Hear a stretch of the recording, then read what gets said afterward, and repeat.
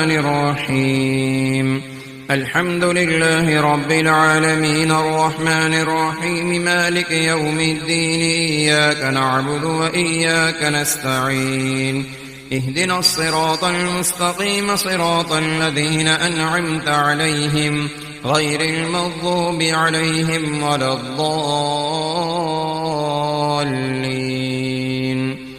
بسم الله الرحمن الرحيم ألف لام ميم ذلك الكتاب لا ريب فيه هدى للمتقين الذين يؤمنون بالغيب ويقيمون الصلاة ومما رزقناهم ينفقون والذين يؤمنون بما أنزل إليك وما أنزل من قبلك وبالآخرة هم يوقنون أولئك على هدى من ربهم وأولئك هم المفلحون. إن الذين كفروا سواء عليهم أأنذرتهم أم لم تنذرهم لا يؤمنون ختم الله على قلوبهم وعلى سمعهم وعلى أبصارهم غشاوة ولهم عذاب عظيم. ومن الناس من يقول آمنا بالله وباليوم الآخر وما هم بمؤمنين يخادعون الله والذين آمنوا وما يخدعون إلا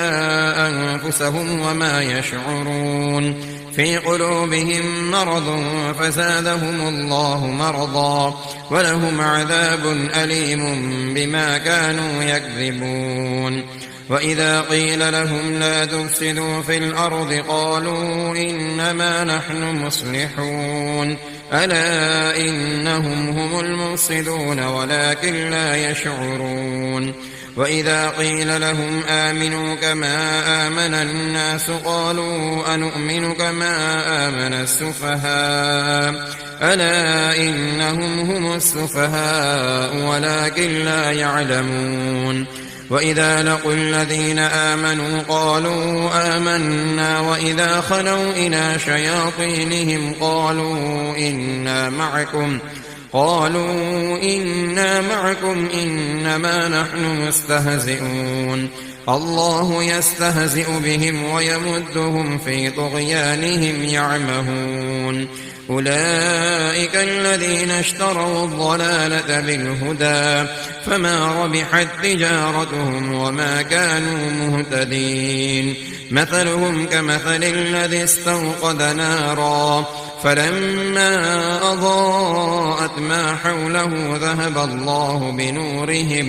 ذهب الله بنورهم وتركهم في ظلمات لا يبصرون سم بكم عمي فهم لا يرجعون. أو كصيب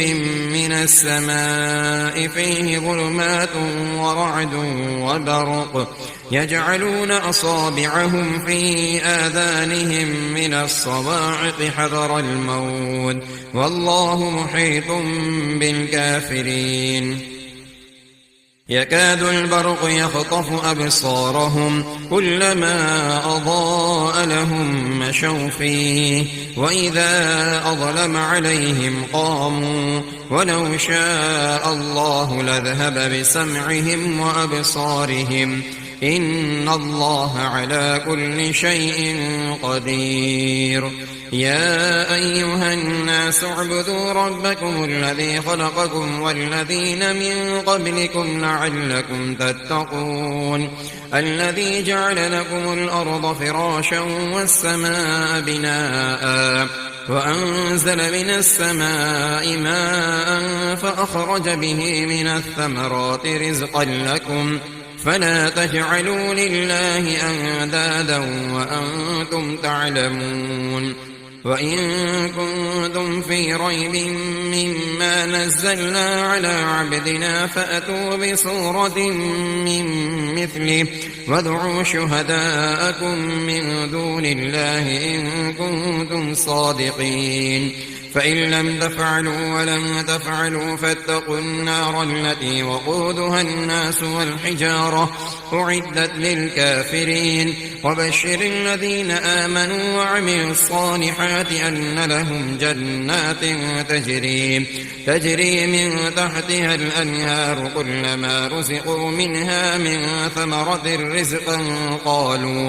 قالوا هذا الذي رزقنا من قبل وأتوا به متشابها ولهم فيها أزواج مطهرة وهم فيها خالدون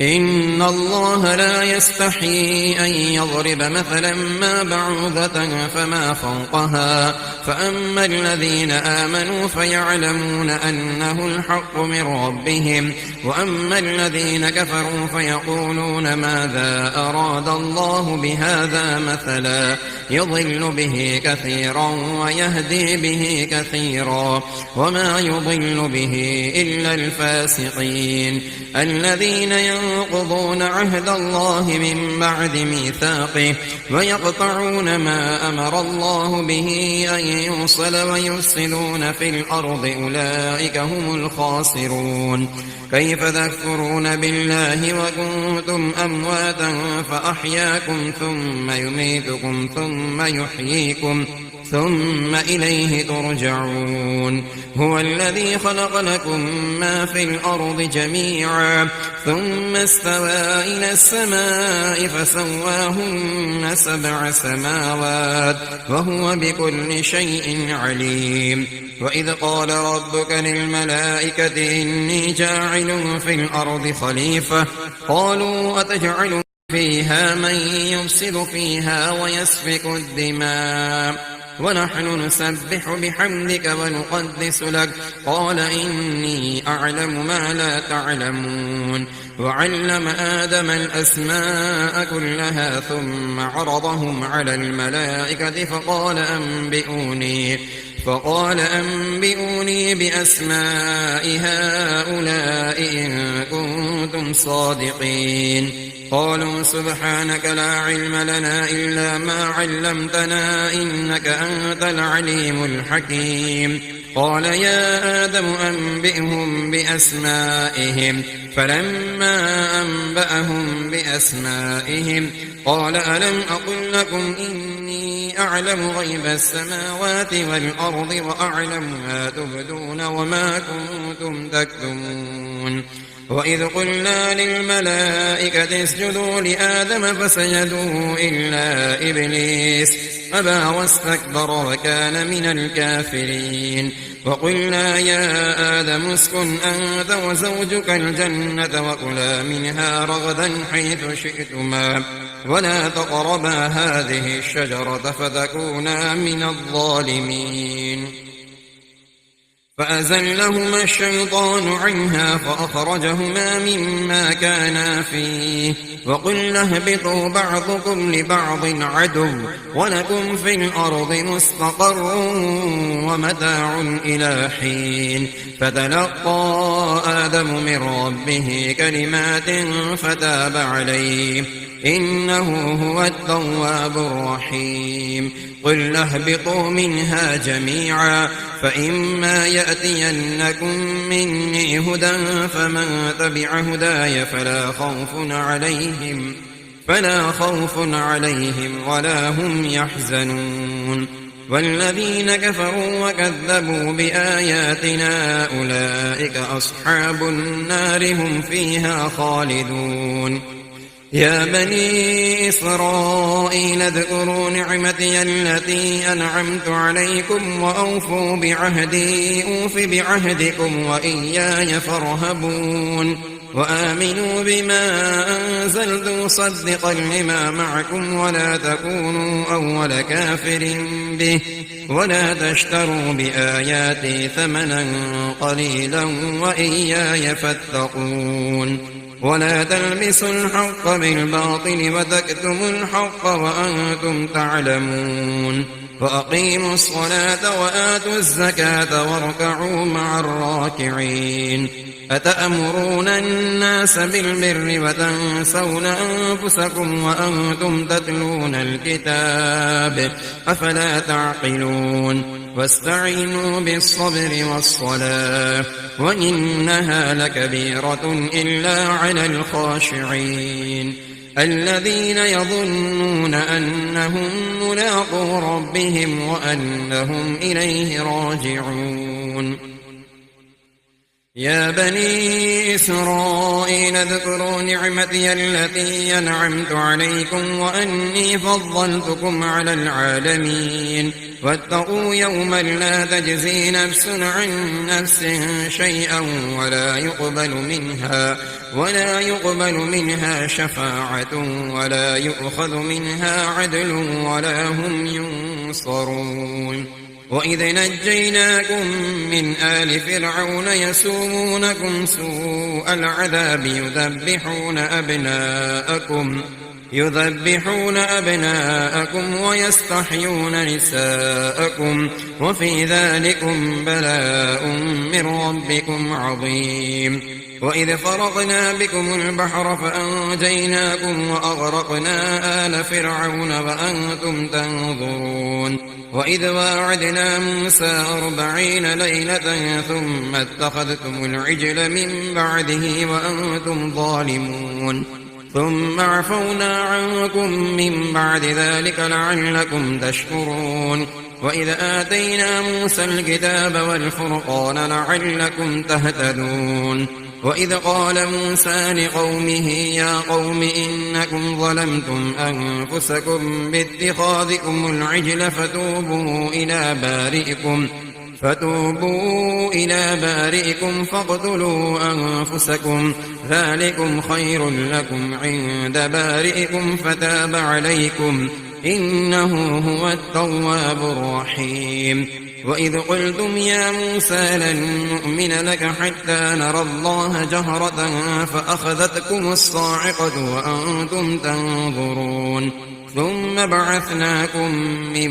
بعد موتكم لعلكم تشكرون وظللنا عليكم الغمام وأنزلنا عليكم المن والسلوى كلوا من طيبات ما رزقناكم وما ظلمونا ولكن كانوا أنفسهم يظلمون وإذ قلنا ادخلوا هذه القرية فكلوا منها حيث شئتم رغدا وادخلوا الباب سجدا وقولوا حطة نغفر لكم خطاياكم وسنزيد المحسنين فبدل الذين ظلموا قولا غير الذي قيل لهم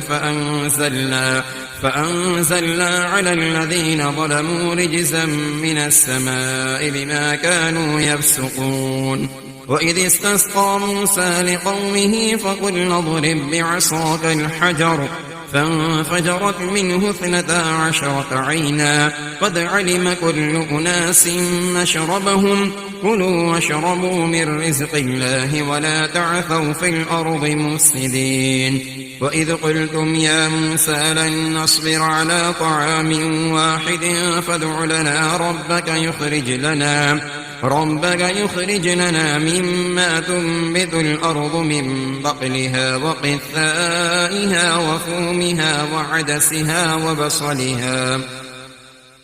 قال أتستبدلون الذي هو أدنى بالذي هو خير اهبطوا مصرا فإن لكم ما سألتم وضربت عليهم الذلة والمسكنة وباءوا بغضب من الله ذلك بأنهم كانوا يكفرون بآيات الله ويقتلون النبيين بغير الحق ذلك بما عصوا وكانوا يعتدون إن الذين آمنوا والذين هادوا والنصارى والصابئين من آمن بالله واليوم الآخر وعمل صالحا فلهم أجرهم عند ربهم ولا خوف عليهم ولا هم يحزنون وإذ أخذنا ميثاقكم ورفعنا فوقكم الطور خذوا ما آتيناكم بقوة واذكروا ما فيه لعلكم تتقون ثم توليتم من بعد ذلك فلولا فضل الله عليكم ورحمته لكنتم من الخاسرين ولقد علمتم الذين اعتدوا منكم في السبت فقلنا لهم كونوا قردة خاسئين فجعلناها نكالا لما بين يديها وما خلفها وموعظة للمتقين وإذ قال موسى لقومه إن الله يأمركم أن تذبحوا بقرة قالوا أتتخذنا هزوا قال أعوذ بالله أن أكون من الجاهلين قالوا ادع لنا ربك يبين لنا ما هي قال إنه يقول إنها بقرة لا فارض ولا بكر عوان بين ذلك فافعلوا ما تؤمرون قالوا ادع لنا ربك يبين لنا ما لونها قال إنه يقول إنها بقرة صفراء فاقع لونها تسر الناظرين قالوا ادع لنا ربك يبين لنا ما هي إن البقرة شابه علينا وإنا إن شاء الله لمهتدون قال إنه يقول إنها بقرة لا ذلول تثير الأرض ولا تسقي الحرث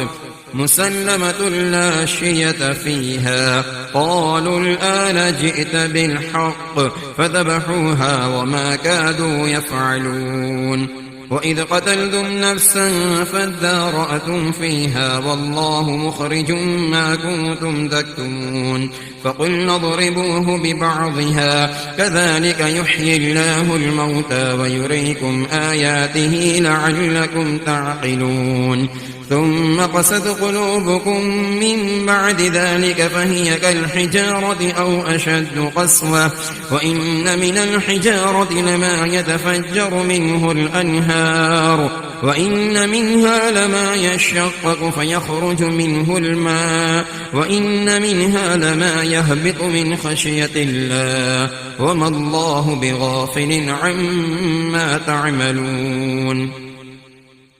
أفتطمعون أن يؤمنوا لكم وقد كان فريق منهم يسمعون كلام الله ثم يحرفونه من بعد ما عقلوه وهم يعلمون وإذا لقوا الذين آمنوا قالوا آمنا وإذا خلا بعضهم إلى بعض قالوا أتحدثونهم بما فتح الله عليكم ليحاجوكم به عند ربكم أفلا تعقلون أولا يعلمون أن الله يعلم ما يسرون وما يعلنون ومنهم أميون لا يعلمون الكتاب إلا أماني وإن هم إلا يظنون فويل للذين يكتبون الكتاب بأيديهم ثم يقولون هذا من عند الله ليشتروا به ثمنا قليلا فويل لهم مما كتبت أيديهم وويل لهم مما يكسبون وقالوا لن تمسنا النار إلا أياما معدودة قل أتخذتم عند الله عهدا فلن يخلف الله عهده أم تقولون على الله ما لا تعلمون بلى من كسب سيئة وأحاطت به خطيئته فأولئك أصحاب النار هم فيها خالدون والذين آمنوا وعملوا الصالحات أولئك أصحاب الجنة هم فيها خالدون وإذ أخذنا ميثاق بني إسرائيل لا تعبدون إلا الله وبالوالدين إحسانا وذي القربى واليتامى والمساكين وقولوا للناس حسنا وأقيموا الصلاة وآتوا الزكاة ثم توليتم إلا قليلا منكم وأنتم معرضون وإذ أخذنا ميثاقكم لا تسفكون دماءكم ولا تخرجون أنفسكم من دياركم ثم أقررتم وأنتم تشهدون ثم أنتم هؤلاء تقتلون أنفسكم وتخرجون فريقا منكم من ديارهم فظاهرون عليهم بالإثم والعدوان وإن يأتوكم أسارى تفادوهم وهو محرم عليكم إخراجهم أفتؤمنون ببعض الكتاب وتكفرون ببعض فما جزاء من يفعل ذلك منكم إلا خزي في الحياة الدنيا ويوم القيامة يردون إلى أشد العذاب وما الله بغافل عما تعملون أولئك الذين اشتروا الحياة الدنيا بالآخرة فلا يخفف عنهم العذاب ولا هم ينصرون ولقد آتينا موسى الكتاب وقفينا من بعده بالرسل وآتينا عيسى ابن مريم البينات وأيدناه بروح القدس أفكلما جاءكم رسول بما لا تهوى أنفسكم استكبرتم ففريقا كذبتم وفريقا تقتلون وقالوا قلوبنا غلف بل لعنهم الله بكفرهم فقليلا ما يؤمنون ولما جاءهم كتاب من عند الله مصدق لما معهم وكانوا من قبل يستفتحون على الذين كفروا فلما جاءهم ما عرفوا كفروا به فلعنة الله على الكافرين بئس ما اشتروا به أنفسهم أن يكفروا بما أنزل الله بغيا أن ينزل الله من فضله على من يشاء من عباده فباءوا بغضب على غضب وللكافرين عذاب مهين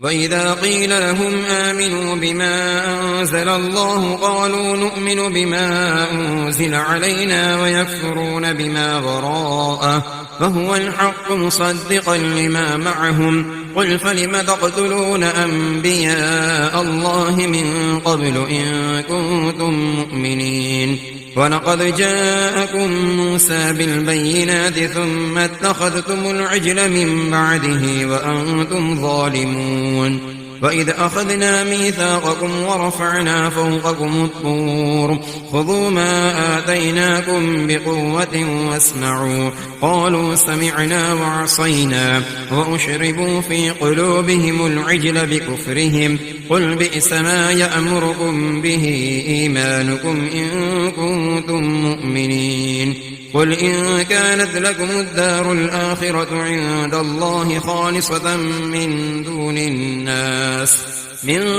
الناس فتمنوا الموت إن كنتم صادقين ولن يتمنوه أبدا بما قدمت أيديهم والله عليم بالظالمين ولتجدنهم أحرص الناس على حياة ومن الذين أشركوا يود أحدهم لو يعمر 1000 سنة وما هو بمزحزحه من العذاب أن يعمر والله بصير بما يعملون قل من كان عدوا لجبريل فإنه نزله على قلبك بإذن الله مصدقا لما بين يديه وهدى وبشرى للمؤمنين من كان عدوا لله وملائكته ورسله وجبريل وميكال فإن الله عدو للكافرين ولقد أنزلنا إليك آيات بينات وما يكفر بها إلا الفاسقون أوكلما عاهدوا عهدا نبذه فريق منهم بل أكثرهم لا يؤمنون ولما جاءهم رسول من عند الله مصدق لما معهم نبذ فريق من الذين أوتوا الكتاب كتاب الله وراء ظهورهم كأنهم لا يعلمون واتبعوا ما تتلو الشياطين على ملك سليمان وما كفر سليمان ولكن الشياطين كفروا يعلمون الناس السحر وما أنزل على الملكين ببابل هاروت وماروت وما يعلمان من أحد حتى يقولا إنما نحن فتنة فلا تكفر فيتعلمون منهما ما يفرقون به بين المرء وزوجه وما هم بضارين به من أحد إلا بإذن الله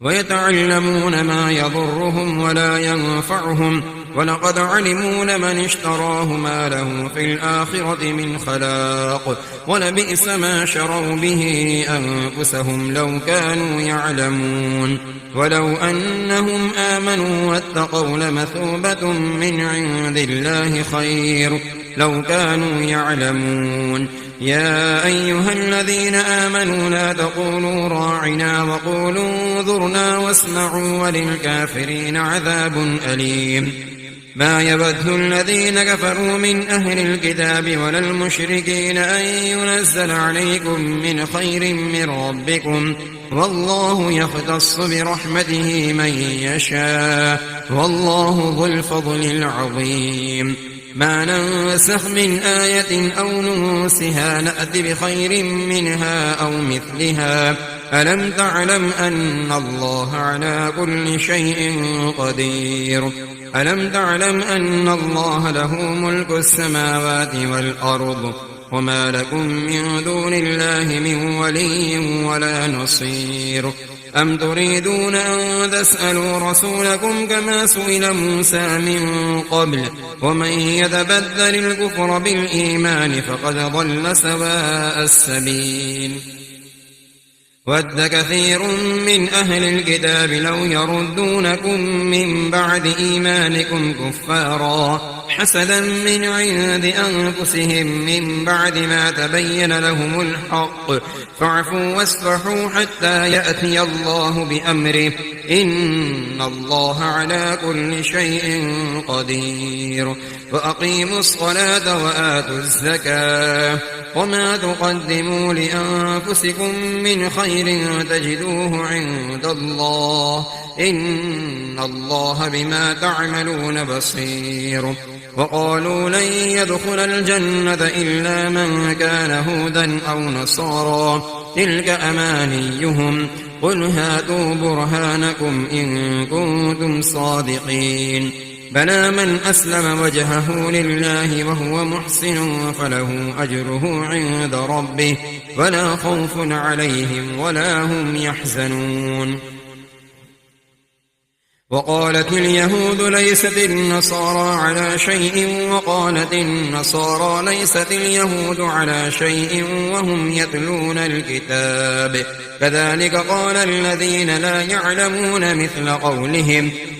فالله يحكم بينهم يوم القيامة فيما كانوا فيه يختلفون ومن أظلم ممن منع مساجد الله أن يذكر فيها اسمه وسعى في خرابها أولئك ما كان لهم أن يدخلوها إلا خائفين لهم في الدنيا خزي ولهم في الآخرة عذاب عظيم ولله المشرق والمغرب